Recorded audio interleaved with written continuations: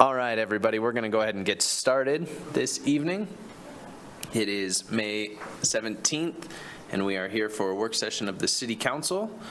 We will begin with public comments on non-agenda items. Any member of the public wishing to speak to the council can raise their hand on Zoom or come forward if you are in the room.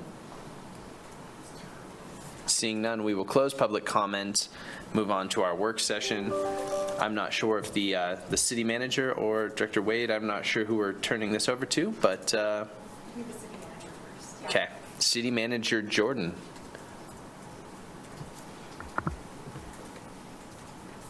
Tell her she has 3 minutes.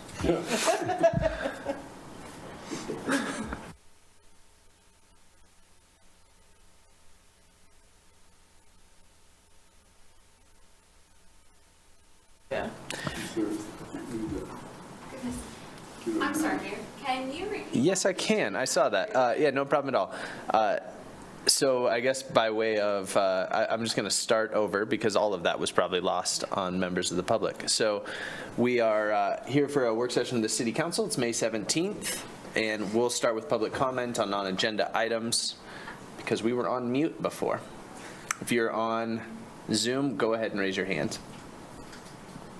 Okay, seeing none, we will close that public comment period and begin our work session. City Manager Jordan. Good evening, Council. I will take a nod from you to let you know that you can hear me. Thank you. Janine. Yeah. Thank you. I am attending remotely this evening, and we have crafted an agenda that will hopefully accommodate me being remote through the entirety of the meeting. You'll have present there in the room with you the remainder of the budget team, including our Administrative Services Director, Jennifer Wade. For the public, we did pre-publish the agenda for this meeting as well as the budget document on the city website.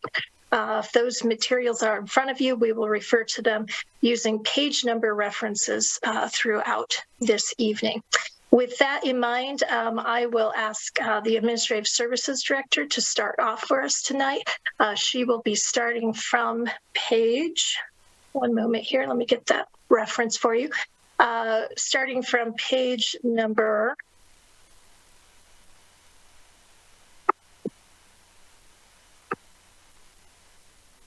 135. This evening, our content will cover our enterprise funds or the business-like funds of the city. That includes our water utility operation, our wastewater or sanitary sewer operation, and also our solid waste operations for trash collection and landfilling and recycling and composting. Administrative Services Director Wade will start with the water fund on page 135. Thank you, Janine. Welcome, Jen. Thank you, and good evening, Honorable Mayor and City Councilors. It's nice to be joining you again for another budget work session tonight on the city's enterprise or business type funds, as City Manager Jordan said. And so just for a matter of review, you'll remember that our business type funds are the funds that primarily earn revenue through charges for services. And so we provide services in exchange for a fee, and each fund is designed to be self-supporting. And so any inter-fund transfers you might see to and from these funds are exchange transactions, which is not necessarily the case with our governmental funds. And so for any folks who weren't able to attend our first work session, I thought that was an important point of review. I'd also like to just briefly, prior to diving into water fund details, talk about financial planning for these funds, because it differs significantly than the financial planning you'll see in governmental operations. Now, of course, we do long-term planning in governmental operations, but it's not for the purposes of setting a rate for services. And that's the primary difference when we start to discuss financial planning in our enterprise funds. For the water, wastewater, and solid waste waste funds, the city contracts with specialty consultants to partner in rate setting, and it really is a partnership between the consultant and technical professionals at the city. And so you would see Public Works leading the charge with long-term planning, with a deep understanding of that rate structure for the utility, with administrative services and finance attending to the overall financial health, the long-term financial evaluation, and looking at the overall revenue requirement to make sure that we agree with how much that fund needs moving forward. And then our consultants get involved and actually propose those rate structures. You'll typically hear those rates talked about in terms of an overall revenue requirement for the fund, but the actual rate could be different from that percentage I will refer to tonight. The last time council engaged in a review and adoption of new rates was last fall, and rate increases went into effect for our water and wastewater utilities in January of 22 and January of 23. And so that kind of brings everyone up to speed on how financial planning is different, and why when we talk about financial condition in our enterprise funds, the news is generally, because we've been doing this planning for, 13 years now, the news is that the funds are very financially healthy, even given the infrastructure intensive nature of the operations. And that's because we do this long-term planning. And so, diving into the details for the water fund, we'll touch very briefly on financial condition. This will go much more quickly than the general fund because it's just a simpler structure. Before moving on to projections, results for 22, projections for 23, and revenue forecasts for next year. So the structure of the presentation will be very similar to our first budget work session on governmental funds. And so I'll draw your attention on page 135 to the graph and the second column on the top. You'll notice revenue trends are presented for the water fund. And what I find interesting in this graph is we can really see the change in charges for services over time.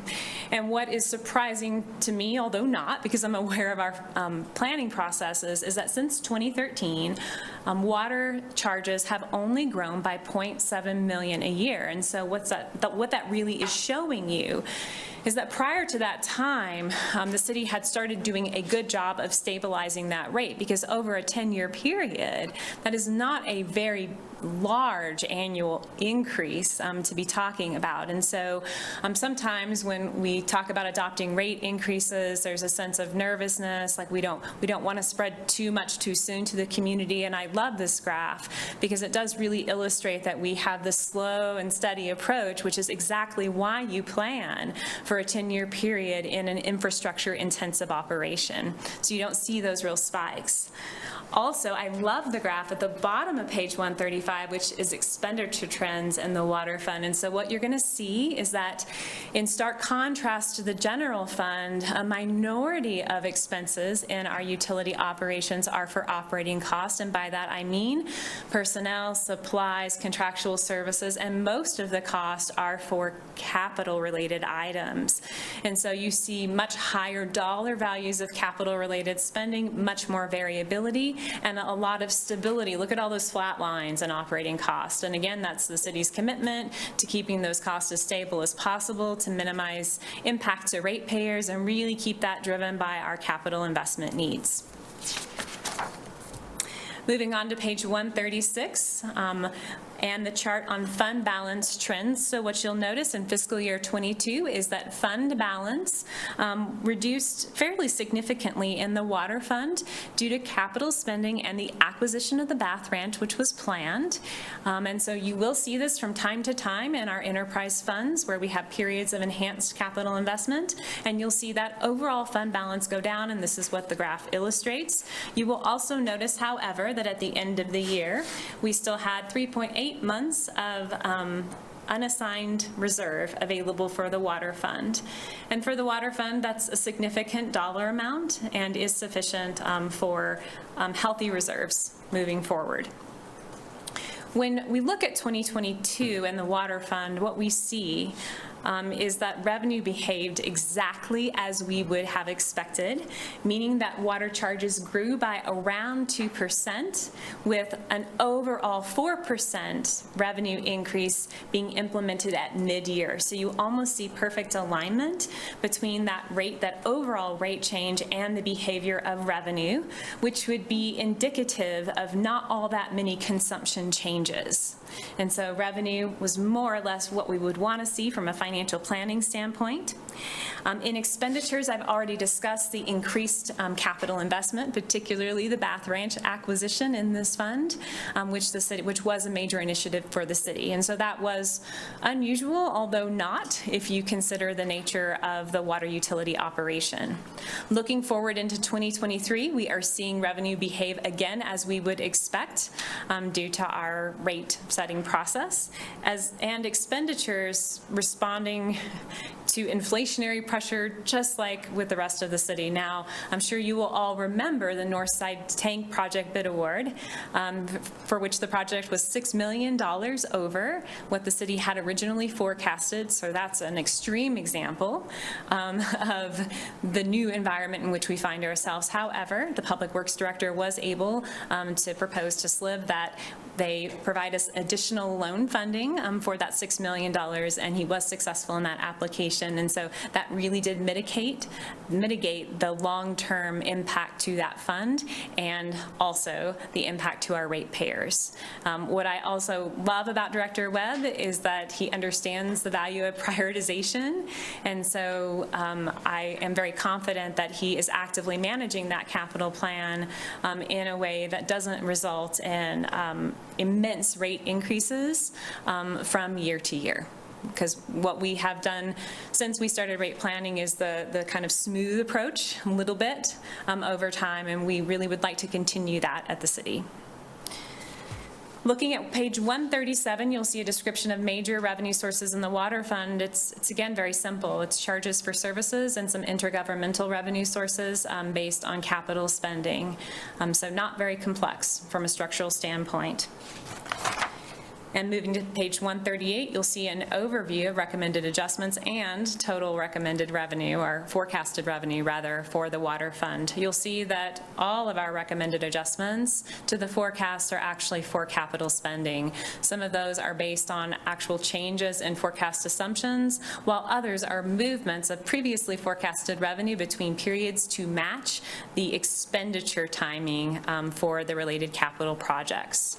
I would note for the council that in a resolution you all allocated $2 million of our NEU funding from the Coronavirus Relief Fund to water fund projects, and you will see that noted in the capital project revenue table, along with detail for our other capital rate related awards. With that, I would be happy to answer any questions that the council may have. Council members, any questions at this point? Councilor Pierce? Yeah, and maybe this is so our North Tank project was huge in terms of cost and comparator costs to other projects, right? So do we have any other big projects on the horizon that are not listed in this grouping?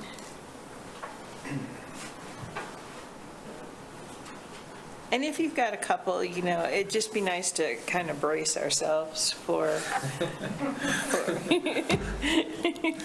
Yeah, Mayor, through you, Councilor Pierce.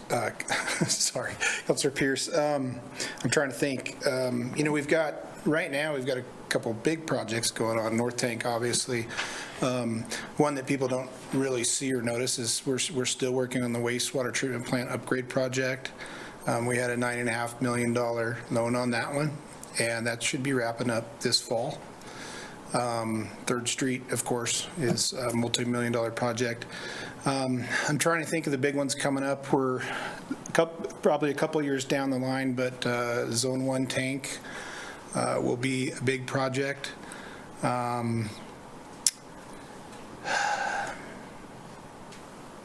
I know we're bringing Sea Line to you in here in a couple of weeks, and there's looking at that, there's going to be a budget amendment to that. That one came in higher than we thought, but we do have a lot of about $2.9 million of ARPA money on that project.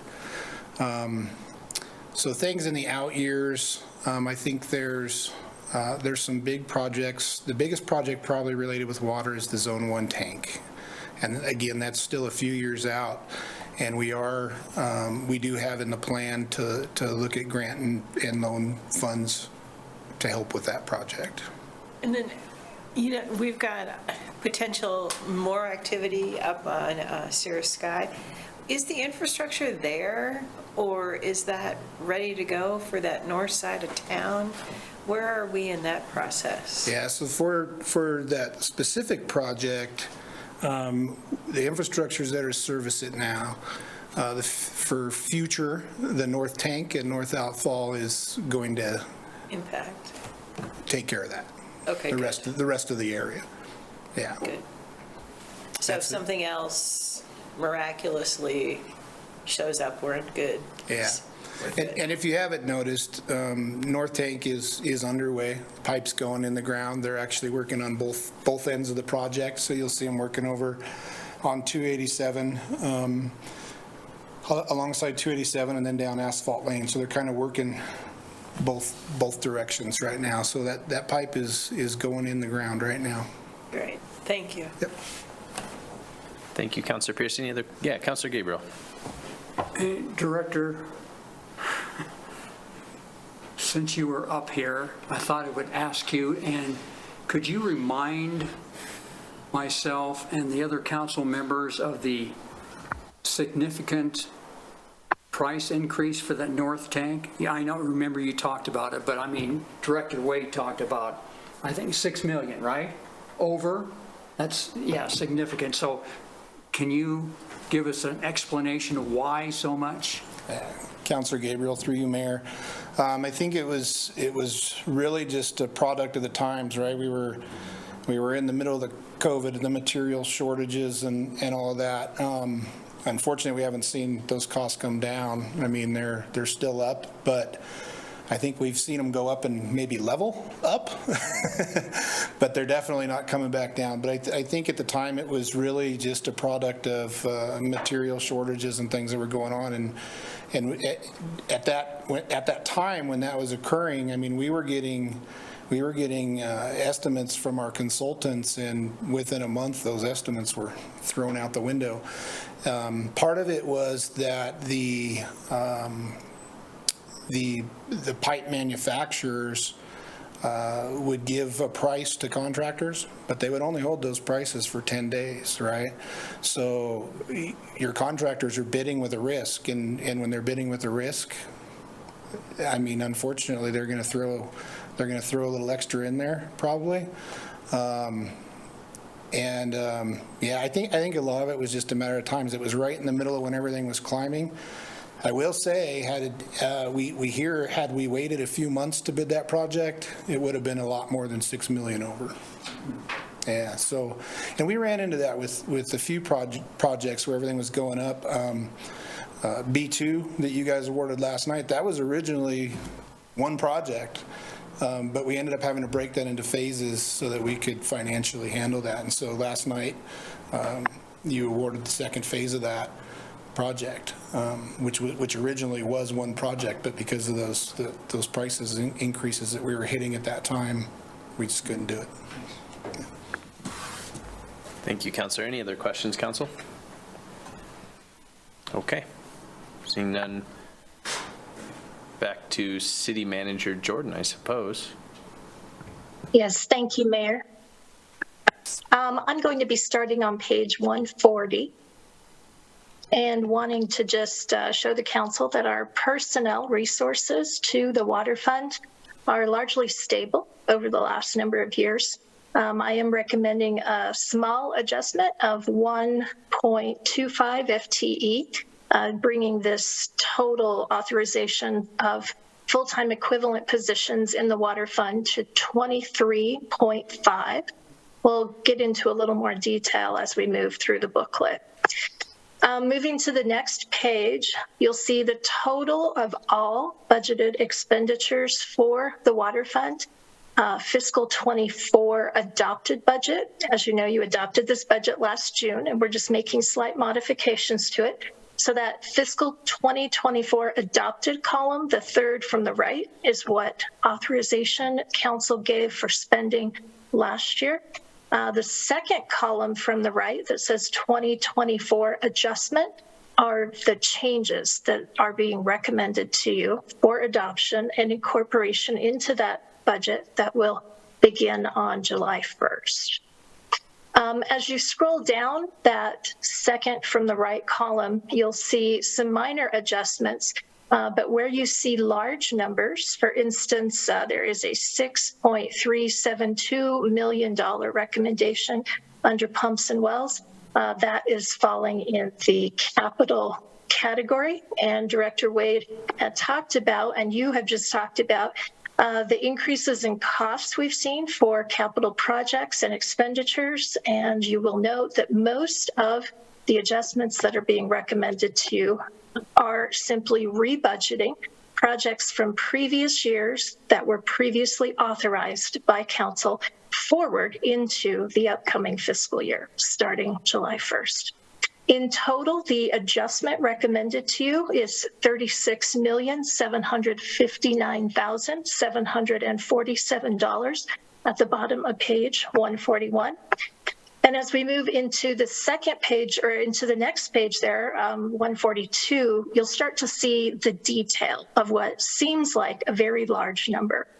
The pie chart at the top, or I should say the middle of page 142, shows how those budgeted expenditures with the adjustments I'm recommending will look if you adopt the budget as it's presented to you.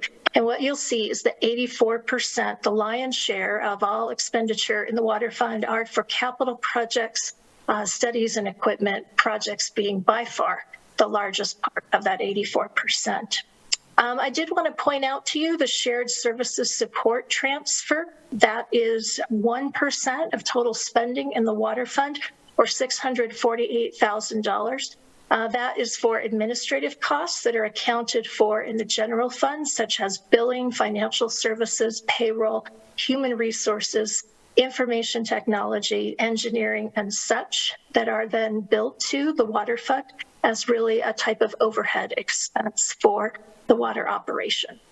You'll note that debt service is at 5%. That seems small, but I just want to point it out because it is a little bit higher than normal. And that's a reflection, as Jennifer Wade told you, of the acquisition of the Bath Ranch. And we will have ongoing financing through bonds for 4 or 5 years that we'll see carried in this fund.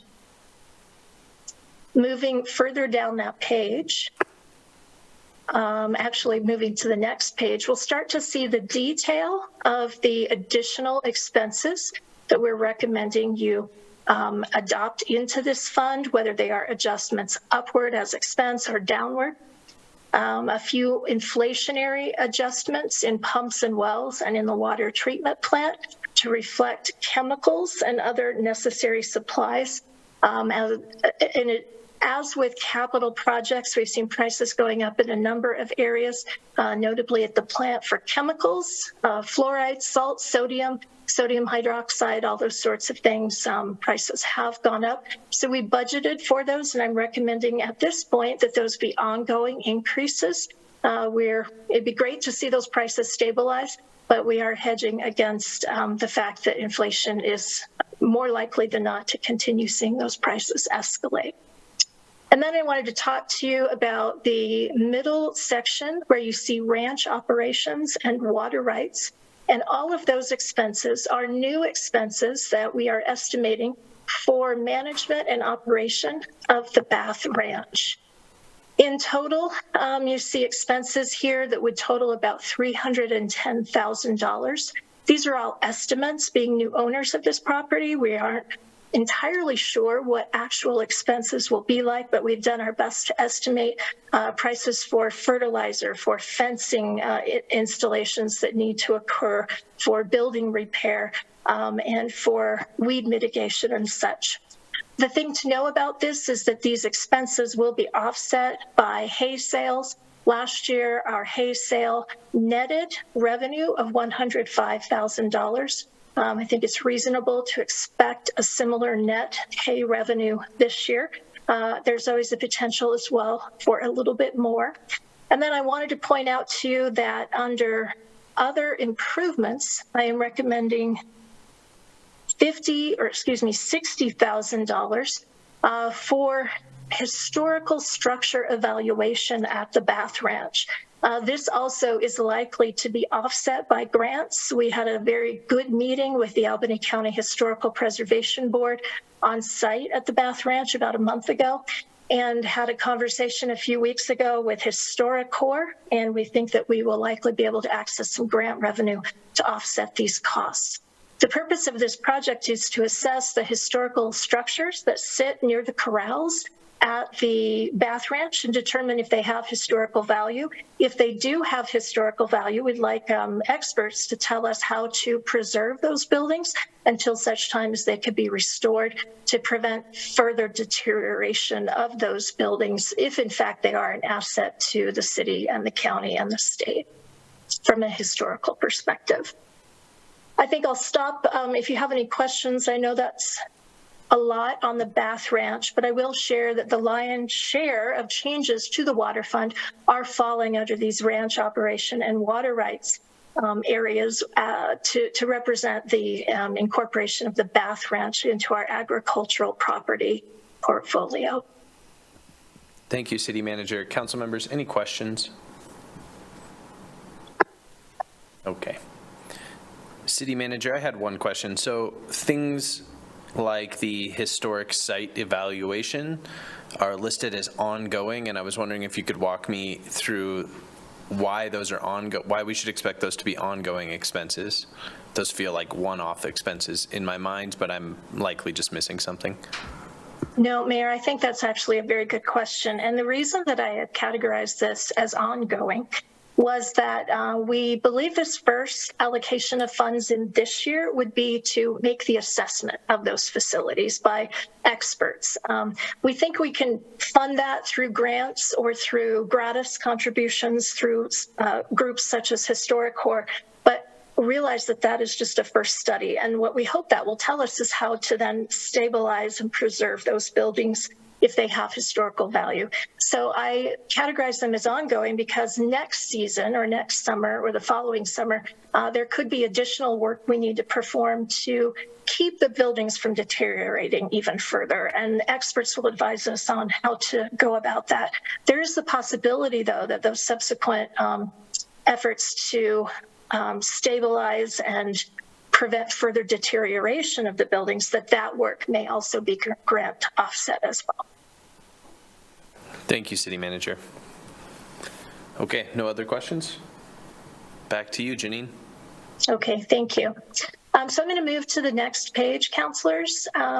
You will see at the top of the page what we call centrally budgeted requests. I have not covered these in the presentations simply because this is a matter of course in terms of business management at the city. We look at all of these various expenses for electricity, natural gas, for gas, et cetera, in the fleet vehicles and make adjustments to reflect inflationary increases. So I won't cover those in detail other than just to mention that that's just routine business operations cost analysis, and then we make those adjustments annually.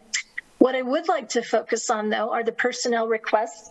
And this harkens back to that first page that we looked at. I am recommending in water that we have a number of adjustments to our personnel allocations. We'd like to see an increase in the part-time budget, and that would support one part-time position provisional staff member to help us to comply with the lead and copper mandate that has been handed down from the federal government through EPA. That position would serve as operational support in the summer season when we are most able to accomplish the work of completing the lead and copper pipe inventory.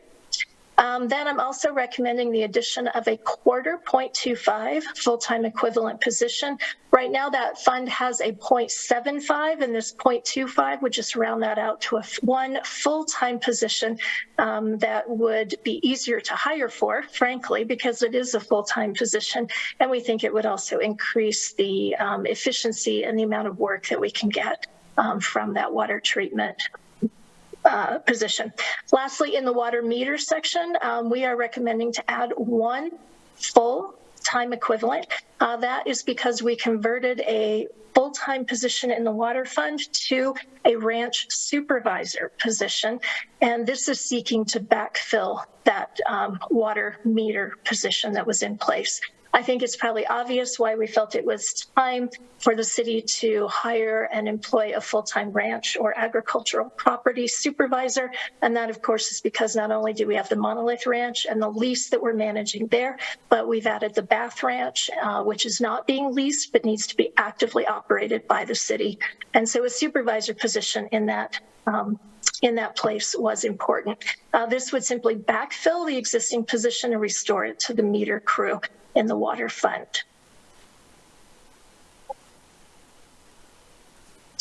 And if there are no questions on personnel, we can look in more detail at the capital projects, notably the rebudgeted projects on the next page.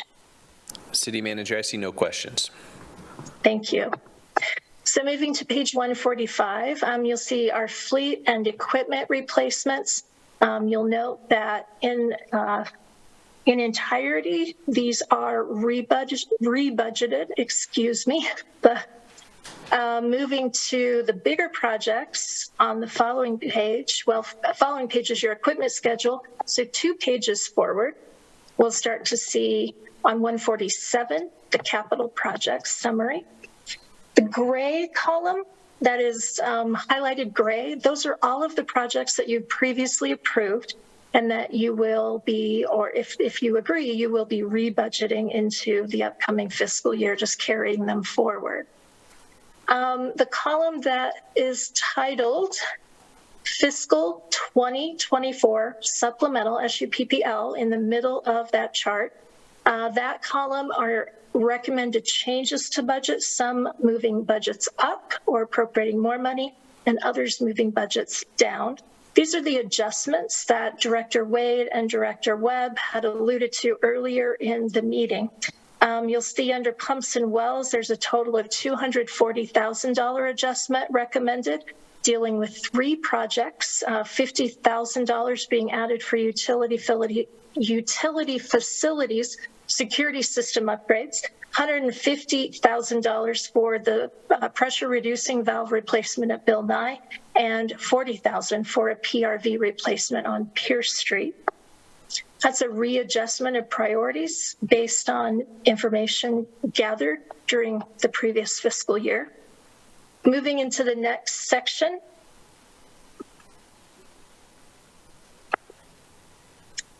you'll see a couple other adjustments. We are recommending $115,000 for 19th Street, Bill Nye to Person sewer replacement, water line replacement.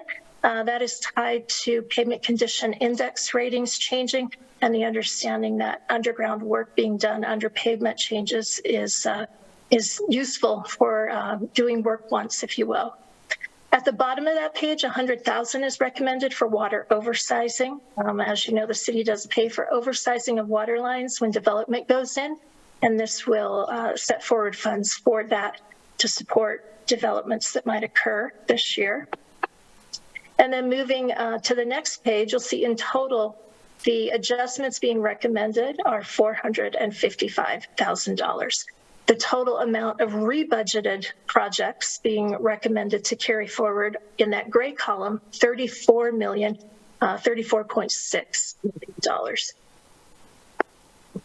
As you know, Council, if you're following along in the electronic document or for the public, you can click on the name of the projects and it will take you to the page that gives a lot more detail about each of the projects. For purposes of this presentation, if you have questions about detail of the projects, I can answer those. We can move to that page in the workbook. or of course, Director Webb is there as well, and may be able to answer questions you have on any of the supplemental recommendations. Thank you, City Manager. Council, any questions? Okay. No questions, City Manager. Very good. So that takes us, Council, through the water fund, and we're ready to move to the wastewater fund. So I guess I would say, while Jennifer Wade queues up to take you through the financial position, if there are any questions at all on water, happy to answer those. Thank you, City Manager. I don't see any questions at this point, so we will move to Director Wade. Hello again, Council. We'll start on page 181 with an overview of financial position for the wastewater fund. And what you'll find is this presentation mimics the water fund presentation very closely. And in our budget publications, we do this intentionally to increase the transparency and ease of use around our documents. And so my presentation for the wastewater and solid waste funds will actually go relatively quickly along that same format. And so I'd like to draw your attention first to the graph that illustrates revenue trends for the wastewater fund. First column, page 181. You're going to see the same pattern that we see in water, with those service charges growing only by 0.5 million over the 10-year period, and lots of good stability in planning there. The next graph in the second column shows expenditure trends, and you see the same thing. More or less small operating costs that we hold steady over time, with large amounts of capital spending and peaks and valleys in that capital spending, necessitating again the long-term planning approach. You'll notice the next graph, fund balance, has stayed more stable in the wastewater fund because unlike water, we did not have a year where we were spending a lot more than we normally would in capital. And you know, what is normal, of course, is about the operation. And so what we did in water was also normal, it just was highly variable compared to the past. On page 182, I would draw your attention that at the end of fiscal year 22, we had 5.3 months of unassigned reserve in the wastewater fund, and this might be a good time for me to take a beat and explain that that is indeed unassigned reserve, not total reserve. And so reserves that are contracted, committed, restricted for other purposes, assigned even by the council through budget appropriations. Those are still part of our reserves. They're just not unassigned and available for allocation, and that's really what this measurement is about. For 2022, we saw results in the wastewater fund right in line with target. In terms of revenue, you see the same thing that we saw in the water fund, with an overall 2% increase and a 4% overall revenue increase implemented mid-year. And we saw a slight increase in operating cost in the wastewater fund due to a greater volume of expenses rather than intense inflationary pressure in 2022. When we look at 2023, we see revenue behaving just as we would want, with another overall revenue increase implemented in January 2023. That was 4%. And we see the fund experiencing the same inflationary pressure as the water fund. Like Director Webb said earlier, that may mean spreading projects out into multiple phases. But he, of course, is leading that prioritization effort to keep those rates stable over time while still achieving our infrastructure development objectives. Moving on to the second column in page 182, you'll see that the major revenue sources in the wastewater fund mirror almost exactly what are available in the water fund, with fewer actually intergovernmental revenue sources, but more or less the same. Pretty consistent SRF funding for both funds, with water having also some Wyoming Water Development Commission funding occasionally as well. On page 183, you'll see the forecasted revenue table for the wastewater fund, and you'll note that all of our forecast adjustments are related to capital projects. And so either adjusting the original forecast for grants and loans or simply moving that revenue between periods to match the actual expenditures. And on page 184, we disclose all our capital related revenue sources that relate to fiscal year 2024. I would also remind the council that in the resolution that allocated our federal NEU funding for coronavirus relief, you also allocated $2 million to the wastewater fund, which offsets some of the necessary rate increase that the council adopted with the last ordinance. And at this time, I would close up my presentation and ask if you have any questions. Thank you, Director Wade. Council members, any questions? Excellent. No questions. Thank you. City Manager. All right, thank you, Council. I would point out should have mentioned this in the water fund, so let me just go back quickly. We did have in the water fund a total of $16.9 million in grants and low interest loans. I think Director Wade did mention that, but I did want to point that out as a sizable amount of the overall fund allocation. Here in the wastewater fund, we have 6.5. Oh, sorry, I just read you the wrong number. Here in the wastewater fund, we have $16.9 million in grant and low interest loan fundings to support that operation. And that is covered on the page Director Wade just left, which is page 183. So with that, I will move to page 185. And we'll look at the expenditure side of the balance sheet. We've noted throughout the document in each of the funds what goals the City Council had adopted relative to each of those funds or operation types of the city. In wastewater, you can see those goals stated here. And then also on that page, you'll see the summary of personnel who support the operation of wastewater collection and treatment. And in total, there are 15.5 full-time equivalent positions. And that number of positions has been stable for a number of years with no adjustments recommended to you going into the new fiscal year starting July 1st. Moving to the next page, you'll see the second from the right-hand column where it says FY 2024 adjustment. Again, these are changes that are being recommended to you by me for adoption and incorporation into the new fiscal year. As with the water fund, if you scroll down that column, you'll see big numbers popping out, such as under collection, $13,451,678. As we go down into the detail of that, along with the other large numbers you see in that column, you'll see that most of them also, as with the water fund, are recommended for being rebudgeted. So these are not new expenditures, they're just expenditures you've previously approved that need to be carried forward. On the next page, left-hand column, there's a pie chart depicting how the expenditures lay out for wastewater. And as with the water fund, capital projects are really the lion's share of all spending in this area at 85%, and only 15% of the total budget going to operating expenses. Moving down that page, you'll note that again, the transfer for administrative services is 3% or $696,000. Those are the overhead expenses, as I like to call them, for billing and collections, et cetera, that are conducted in the general fund, and those expenses as overhead then assessed back to the utilities. On to the next page, you can see the very few and small amount of operating supplementals that are being recommended to you.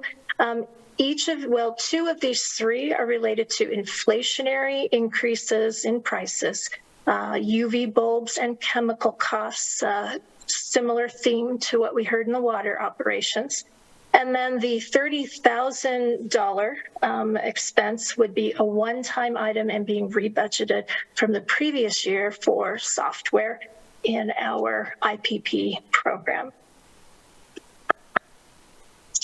Moving to capital projects and the big dollar amounts, that is on the next page, and you'll see the gray highlighted column reflecting the amounts that we suggest be rebudgeted for vehicles and equipment, And you'll note that those are almost exactly $1,000 different from what we are recommending for the total adjustment.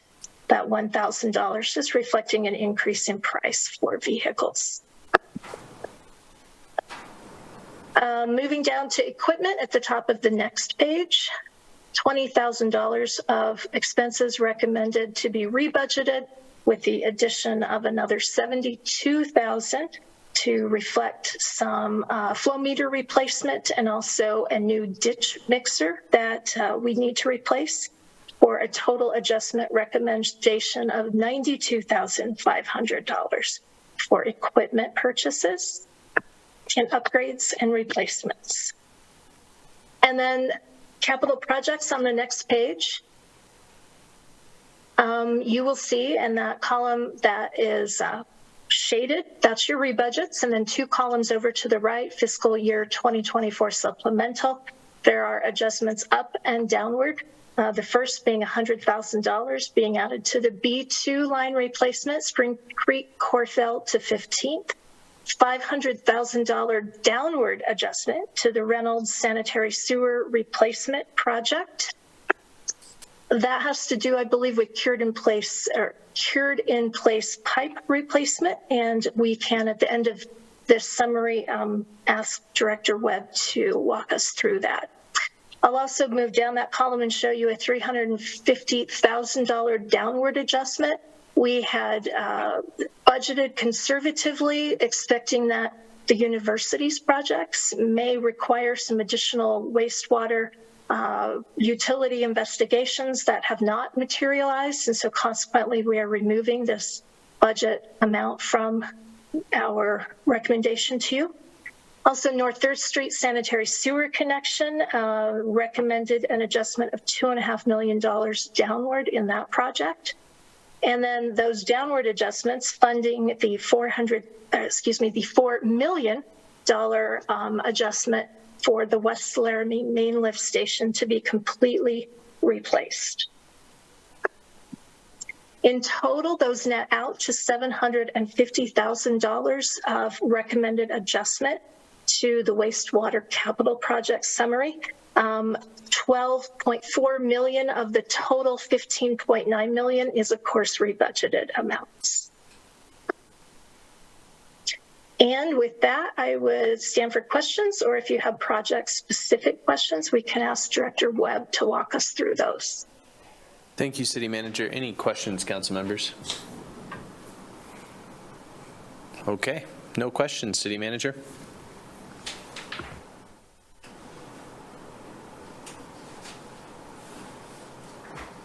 Okay, very good. Then we are ready to move to the third and the last of our utilities, and that would be the solid waste fund. Director Wade, will begin on page 213 and give you a summary of the financial position of the solid waste fund. Hello again, Council. So the solid waste fund financial health is as strong as you would expect, and as we see in the water and wastewater utility. The rate structure is a little bit different in that we have rates for different types of services, and there is a component of that in water and wastewater, but more so in solid waste because you have functional rates on top of classes within those rates. And so, for example, you would have disposal rates at the landfill versus collection rates. And so that does make this fund a little bit unique in comparison to the water and wastewater, but still very much the same in terms of how we plan for and manage these manage the financial condition. What is different is that there has not been, staff have not recommended a rate increase in the solid waste fund since 2018.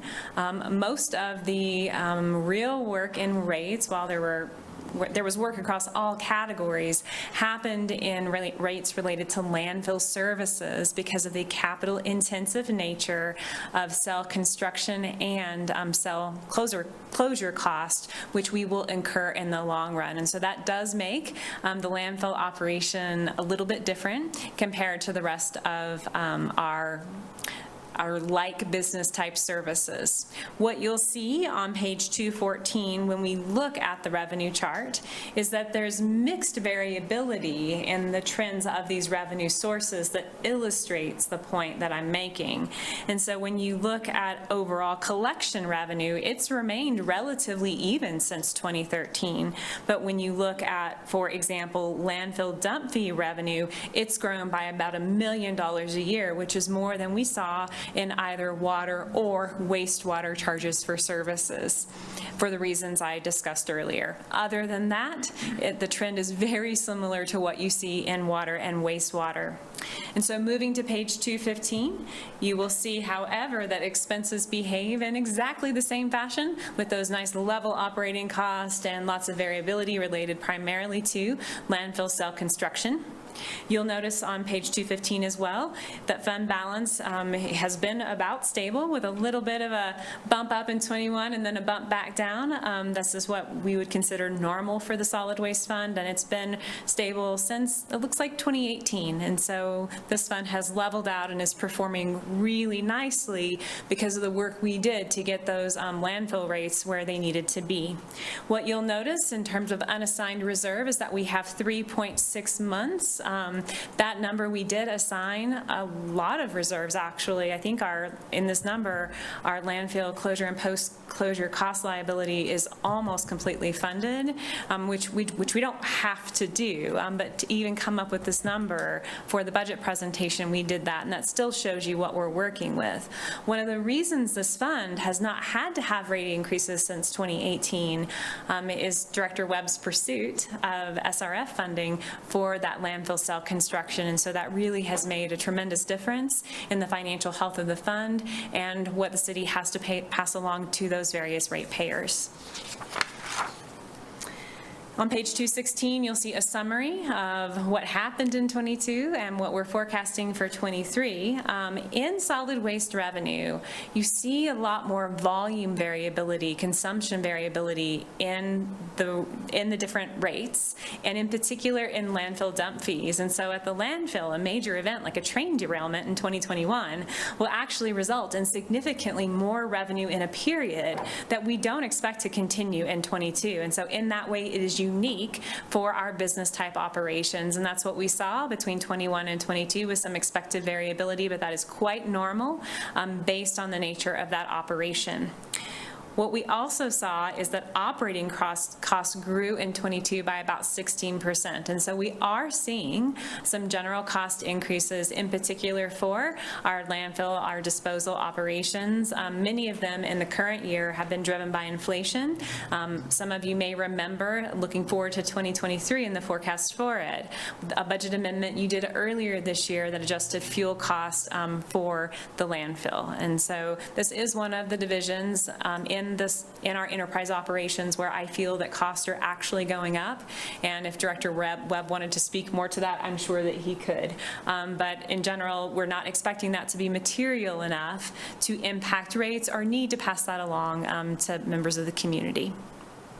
Looking at page 217, you'll see a table that summarizes solid waste fund revenue, and the only recommended adjustment to solid waste revenue is for capital items, specifically lease purchase financing on fleet units that, as you all know, are delayed.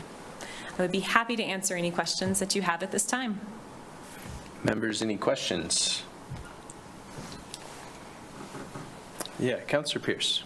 Yeah, and this would probably be for Director Webb. Is the UW deconstruction of buildings and stuff, has that gone outside, or have we had I remember a conversation, and I think they're taking some of that stuff outside Wyoming, is that right? And we didn't get hit with costs on that? Or Yeah, Councillor Pierce, through you, Mayor. Yes, when any deconstruction project occurs in the city, we do see an increase. But with the university, we did not see what we expected. and mostly because they do a really good job at separating their material, recycling what they can, and moving things out. Where some projects, they don't care, right? They come in, they demo it, and it all comes to us. But the university has done a really good job with their demolition projects as far as source separating materials and sending them to different markets. Great, thanks. Councilor Gabriel, Director Webb, don't go too far. What about some of the YDOT projects? Curtis Street Bridge, for example.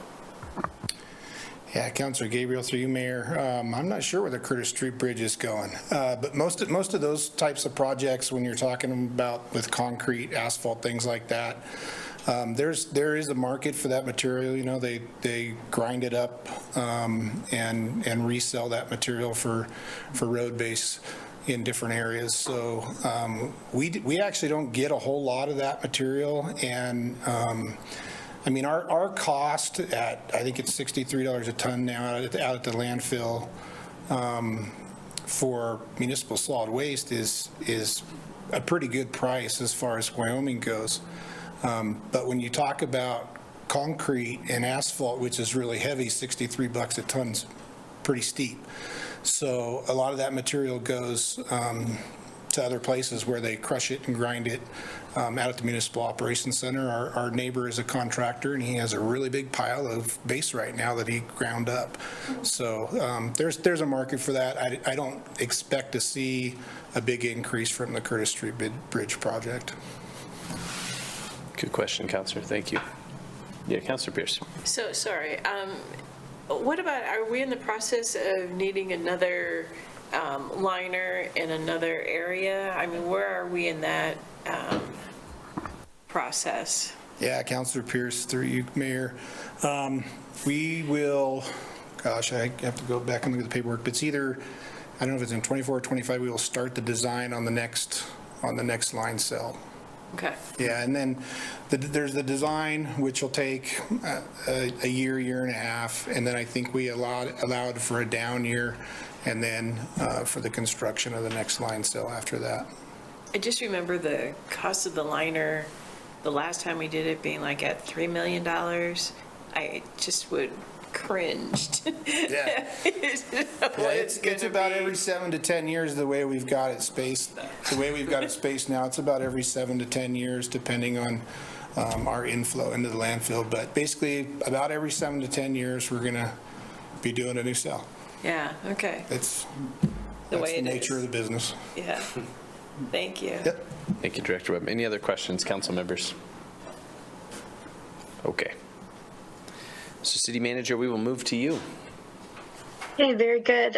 Council, on the following page, which is page 218, you'll see a nod to council goals that pertain to this particular fund. The one being most specific to solid waste operations was your 2022 goal to adopt policies for recycling and litter reduction, specifically looking at retail use, one-time retail use plastic bags.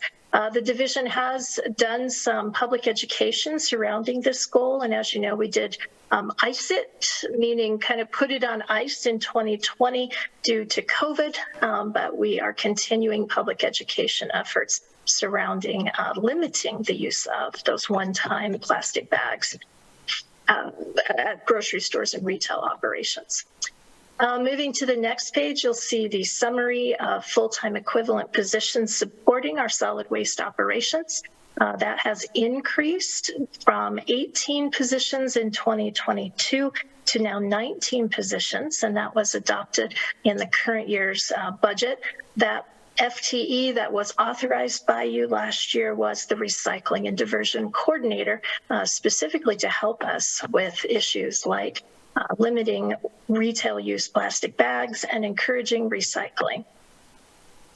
Moving to our budgeted expenditure table, the middle and bottom part of that page, you'll see a total adjustment recommended in the fund of $4.295 million. I'll talk a little bit about the detail of these, but as with the Water and Wastewater Fund, a lot of it is capital driven. You'll see some adjustments to capital to the amount of $37,500 in capital projects in administration, $1.2 million in capital projects in collection, and $2.8 million in mostly capital projects in disposal. The detail is found further down in the page here. Before we go to the detail, we'll look at the high-level pie chart. 51% of this entire fund is going toward capital projects, which is a little bit lower than water and wastewater, but still a majority of the total expenditure in the solid waste fund. And on the following page, you start to see the detail of those supplementals. There's only one supplemental in the operations and maintenance budgets, and that is for inflationary price increases for the machinery we need to complete the composting program, a total of $50,000 recommended there. We do rent 2 machines, a screener and a grinder, and the cost to rent those pieces of equipment has gone up. I do believe staff will be looking in an ongoing way at whether it makes sense to acquire equipment in this area or to continue to rent it. But for now, we are recommending an increase of $50,000 just to support that program in the immediate now. Next page, capital projects. You'll see the gray shaded column is recommending the rebudgeting of $1,981,512. And that is pretty much the exact amount by only a difference of $5,000 that I'm recommending in total for an adjustment. That $5,000 just reflecting a price change in a piece of equipment that is scheduled for replacement. And then moving to the next page and the capital projects, you'll see there is $1,995,136 recommended for rebudgeting in the gray shaded column, $0 being recommended in the supplemental column. So every bit that is recommended to you is just carrying forward projects from last year for completion in the upcoming fiscal year. The biggest of those projects being the household hazardous waste building and the final completion, I should say, of construction on that project. If you have any questions on any of the solid waste recommended adjustments, whether operating or capital in nature, happy to take those now, and then I can kind of wrap up. Any questions? Okay, back to you, City Manager.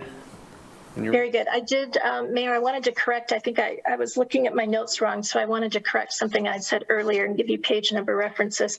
But I did want to highlight some of the good work that staff have done on following up on grants for our enterprise funds. The reason I think this is notable is certainly we have grants that support activities in our governmental funds as well. But when we're able to acquire grants in our enterprise funds or our business type funds, really what it's doing is it's offsetting the cost that our customers pay.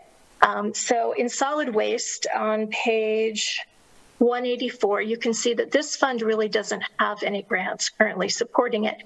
As we move forward into the cell construction, design and construction that we just talked about, we will likely be pursuing some grants. But at least in this year, you see from that pie chart, there really are no grants supporting solid waste this year. Oh, sorry, I just gave you the wrong page number reference, Clerk. It's page 217.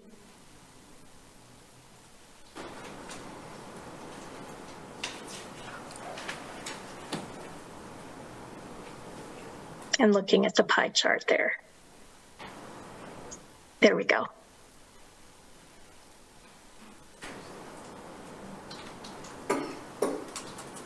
By the way, thank you, Clerk, for scrolling through this budget for us. I think it's probably very useful, not just for the council, but for the public.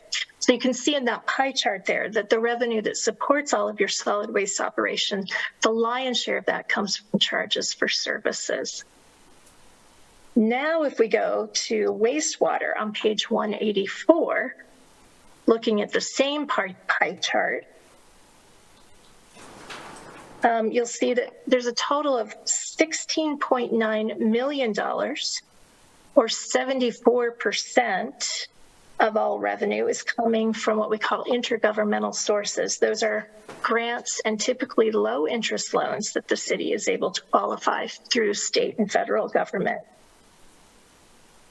And then if we go to page 139, that'll take us to the water side of that operation. And the same pie chart will show that on the water side, 66% of all revenue comes from intergovernmental sources. That's $20.7 million in grants and low interest loans. So I just wanted to close out with that bit of data, Council, just driving home the importance of grants and loans and how they offset the charges that have to be passed on to our customers to pay for the operation and the investments that are necessary in the infrastructure to run these utility systems for the community. If there are no other questions on the enterprise funds, I'll take those now, and then we're just going to close out tonight with some direction. First, with a quick nod to the specific purpose tax and some information you may find useful there, and then also with instruction to council if you have budget amendments. Thank you, City Manager. Any questions on that portion of the work session? Okay. City Manager, back to you then.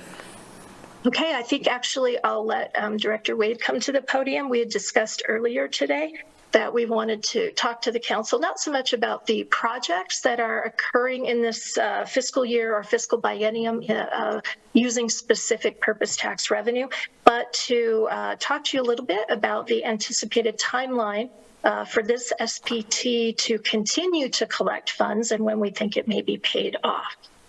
Thank you, City Manager. Director Wade. City Manager.